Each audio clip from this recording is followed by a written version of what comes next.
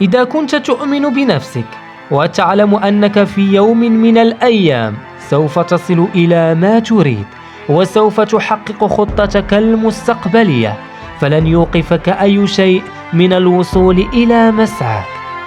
سفيان رحيمي ولد من رحم المعاناة، ترعرع وسط عشب الملعب ونام قرب الشباك.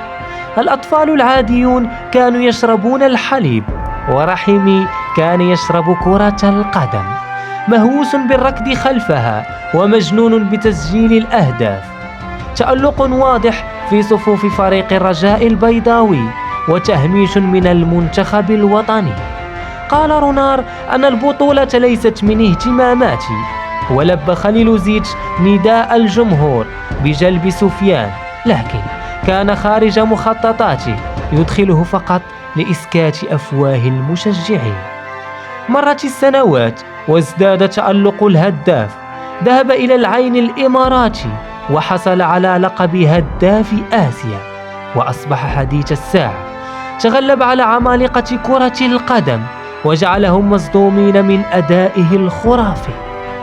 رغم كل هذا التهميش والتمييز، إلا أن رحيمي واصل التألق وحصد الألقاب حتى أتته الفرصة ليلعب في أولمبياد باريس.